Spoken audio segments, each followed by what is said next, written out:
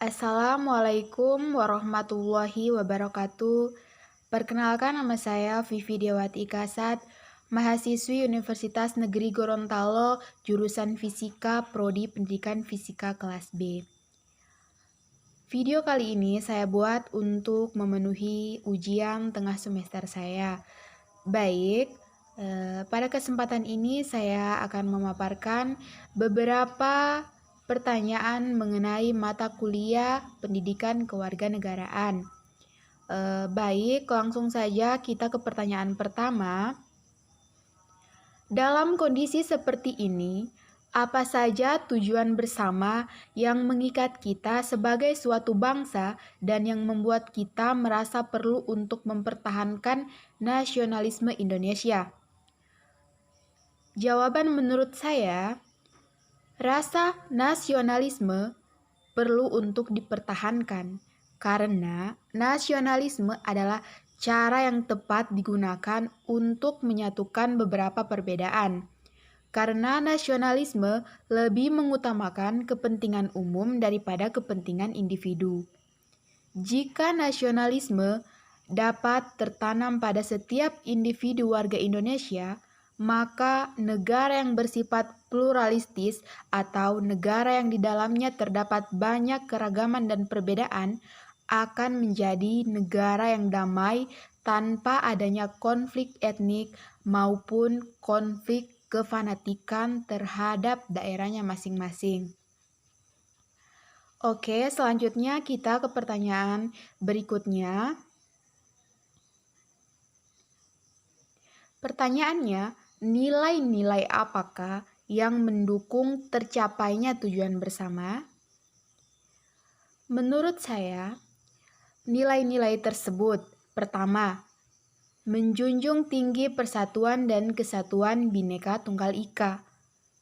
Kedua, rela berkorban untuk negara dan bangsa. Ketiga, mencintai tanah air dan bangsa. Keempat, bangsa berbahasa dan bernegara Indonesia.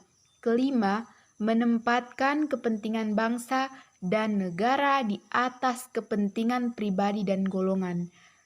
Dan yang terakhir, kerjasama, gotong royong, saling menghormati, menghargai, atau saling toleransi antar umat beragama juga termasuk di dalamnya. Oke, kemudian untuk pertanyaan berikutnya, bagaimana formula nasionalisme yang relevan dalam konteks transnasionalisme dan kewarganegaraan global? Menurut saya, bangsa kita, bangsa Indonesia, diancam oleh berbagai gerakan dan ideologi transnasionalisme atau nasionalisme lintas negara serta fenomena kewarganegaraan global. Abad ke-21 sering diprediksi sebagai awal dari era memudarnya negara dengan ideologi nasionalisme. Gelombang migrasi orang dari negara satu ke negara lainnya, serta kebijakan kewarganegaraan ganda di beberapa negara dipandang telah menghancurkan makna nasionalisme yang sering dipahami hanya dalam konteks satu negara. Padahal, bagi sejumlah orang, misalnya orang yang menikah dengan warga negara lain, kebijakan warga negara ganda merupakan suatu kebutuhan yang sangat berguna bagi mereka. Kemudian kita lanjut ke pertanyaan berikutnya.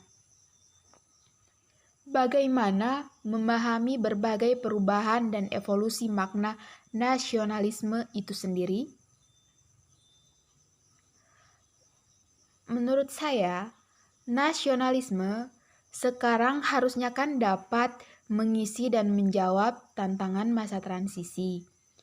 Dan tentunya nilai-nilai baru tidak akan menggoncang nasionalisme itu sendiri selama pendukungnya, yaitu bangsa Indonesia, tetap mempunyai nilai-nilai baru yang disepakati bersama. Nasionalisme sendiri pada hakikatnya adalah kepentingan untuk kesejahteraan bersama, karena nasionalisme menentang segala bentuk penindasan terhadap pihak lain, baik itu perorangan, kelompok-kelompok dalam masyarakat, maupun suatu bangsa. Nasionalisme tidak membeda-bedakan suku, agama, maupun ras.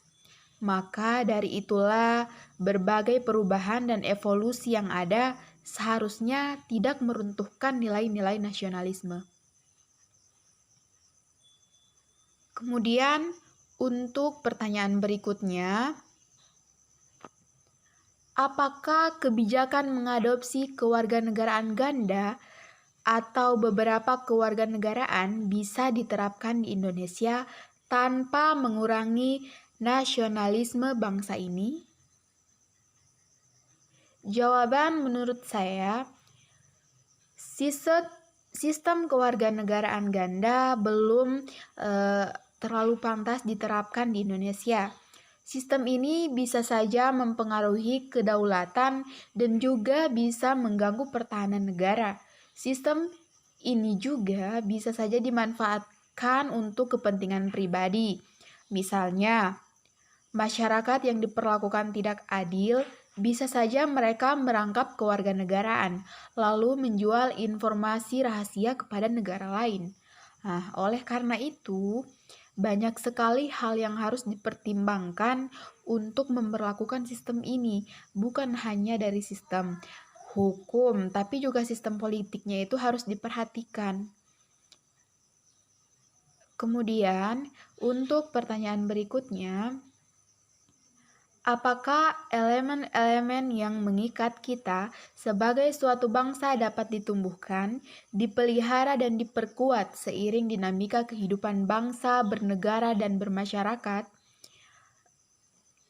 Menurut saya, elemen-elemen tersebut dapat kita tumbuhkan dan kita pelihara. Karena elemen-elemen tersebut merupakan warisan dari para pahlawan pendiri bangsa kita. Mereka mewariskan Pancasila, Undang-Undang Dasar 1945, Negara Kesatuan Republik Indonesia, dan Bhinneka Tunggal Ika.